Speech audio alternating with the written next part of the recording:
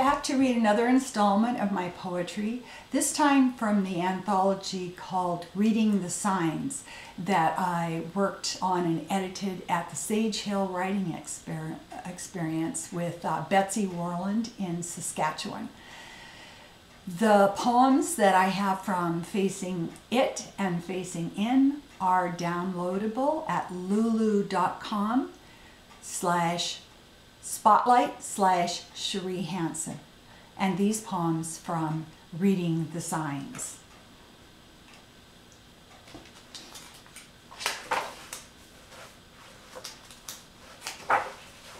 Daughters.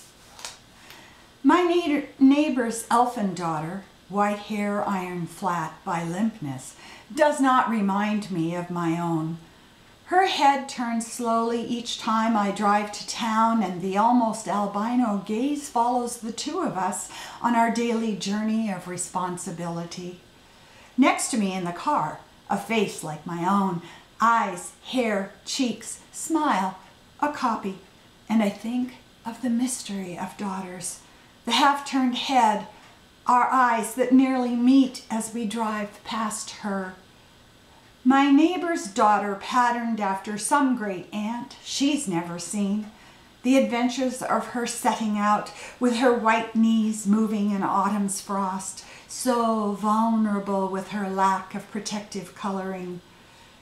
The puppet-like tightening of her grip on her large, bright lunch kit.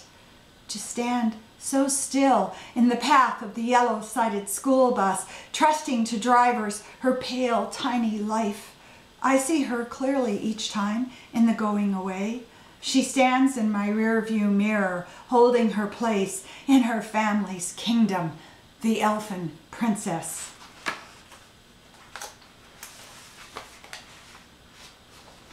Succubus. Sometimes the thin tracing touch of air, fingering my skin, back of arms, neck, belly, shivers me sickly, surface jolt of visceral memory like a rodent running at the peripheries of my sensory vision, eating the here and now, tearing the moment's surface, fear creeping, wanting my old body gone, erased, time past, time present, and you, ghostly, sexual, unremembered, and constant, breathing over me. The air.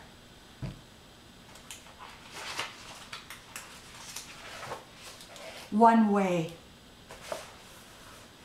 Snowflakes slap, disappear on the bus window. The smell of damp dog floats in the indirect light. Sky gone white. Only the eerie sparkler glow of city street lights, distance by bad weather and the steam haze of transit breath. All here are moving solitary, the diagonal slash lines of wet snow moving, the bus moving, hems us in. Three noisy boys bounce from seat to seat, trying to find if they missed their stop. Passing, the greenhouse brags, tropical plants for sale. I, wired on coffee and painkillers, run my tongue over the snapped off tooth, wishing the lost boys would fly off into the slippery night and leave us all to rock and lurch, wet, dejected, and safe enough at the darkest point of winter.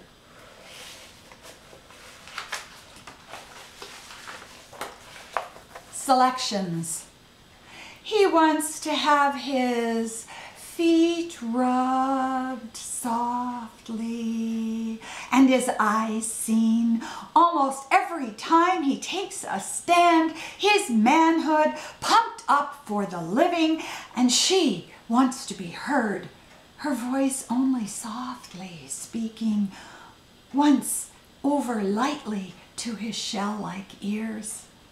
And he wants to be free to go and come frequently down her body ridges, finding a grasping in her center, grounding him gently. And she wants his over the head strength to where she cannot, all on her own tiptoes, to be off balance alone. And he wants to look in her mirror and see a flaming stud creature snorting and churning back the earth dangerously.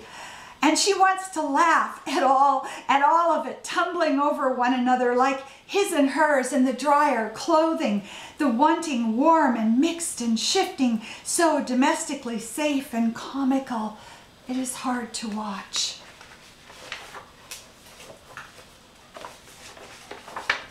Strangely timely. Rising out of dream shapes to the warm sleeping place, my body in blankets thickly, arms and legs returning to me, with it my knowing sadness. You are there, beyond my limits, dwelling in dream shapes, fading from me into gradual day.